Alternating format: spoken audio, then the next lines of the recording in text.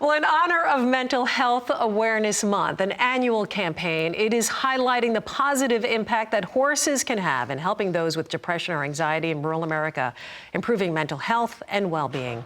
Joining us now for more on this, country music artist and 2025 Seen Through Horses campaign ambassador, our good friend, Mae Estes. A pleasure to see you. Boy, a lot has happened since you were last in the studio. You have played on some of the biggest stages in country music, from Stagecoach to the Opry. You've been rocking it. Yes, ma'am. We are always trying to raise that bar and keep chasing that neon rainbow, as they say. I love that. You know, we've talked, of course, about you starting out as a little girl in 4-H, and you're 7 years old. Is that when you got to talk about a stage, a 4-H event, singing the national anthem? Yeah. And you were involved with horses back then. It started early for you. Yeah, as soon as I could sit up straight on a horse, I was in love with them. I definitely sang for the first time, sang the national anthem at a 4-H play day, I think it was, and FFA rodeo was all intertwined in the same time. But that's where music started for me. But horses have played a really, really large part in my life.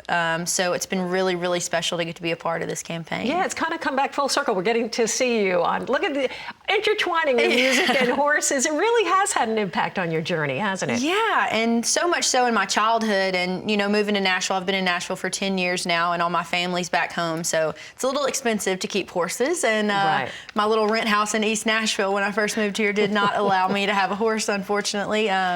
But being in country music, luckily my world collides still with rodeo and horses as much as I possibly can make it. So that's been really special. You know what's special? The relationship between a rider and their horse. And I think that's really what has an impact on a person that may be suffering or going through something, traumatic experience or depression or anxiety, like I said. That trust that you have to have, that feeling, speak to that a little bit. So much of it is trust, and that's one of the first relationships. Being so young and starting to ride horses, that's one of the first relationships I learned trust in, honestly, and respect. You are in charge of the horse technically when you're on them, but you better respect them because ultimately they hold the power. And so it is such a spiritual dynamic of respect and communication. I've always been one of the riders that's leaned over talking to my horse, and after a good run or after a bad run, like really communicating and getting back in sync, because I truly believe they have some of the most powerful energy in any animal I've encountered. Well, that's an incredible thing. And like I said, for people that have not been around horses, maybe learning that trust, gaining that confidence, and it really helping them with issues they may be dealing with. A lot of people may be looking at you and go, Mae Estes, boy, she's on the Opry stage. She's playing stage. That girl has it all, not a care in the world.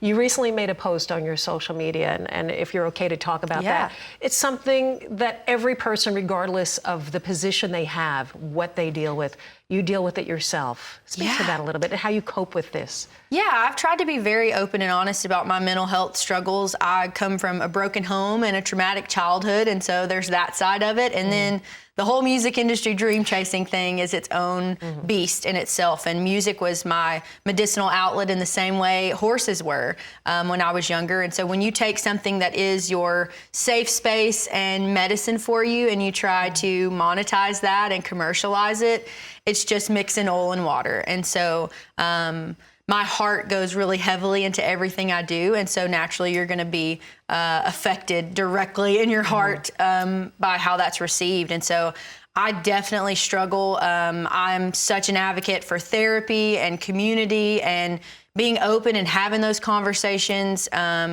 And I think there is some sort of therapy for everyone out there. It's really intimidating. I'm also one that it's really hard for me to take care of myself, very hard for me to prioritize time to take care of myself. But I just encourage everyone, if horses scare you, that's fine. They're pretty big animals.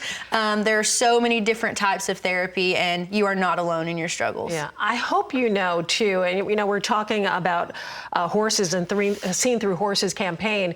I hope you realize that what you do, your music, that it is a healer for all of us that put on your music, that listen to you, that the impact that you have. I hope you realize that. Well, that means so much to me, and I think when it's at its healthiest, I'm feeling seen by people who are feeling seen by it, and it truly is some divine intervention working in music, because yeah, it truly benefits everyone involved when it's done right. Again, it is so important, like you said, to take care of yourself. May Mental Health Awareness, Seen Through Horses campaign. I hope you log on and get more information. If you're looking for some help, horses, this is the place to do it. Yes. And you speak to that. Music-wise, we've got music coming from you, Mr. Fix-It. Yes, we got a love song coming, y'all. Pretty crazy. Is this a little different? The world is ending. Mae Estes is releasing a love song. But yeah, I'm so excited. May 23rd, we'll have a song out that's directly written about my sweet husband, who's a mobile mechanic in Nashville. So keep an eye out for that. I love it and love music from Mae Estes. It's a pleasure always to see you. Thank you for all that you do, and thank you for being here. I got you. Much continued success to this girl, one of the best in the business.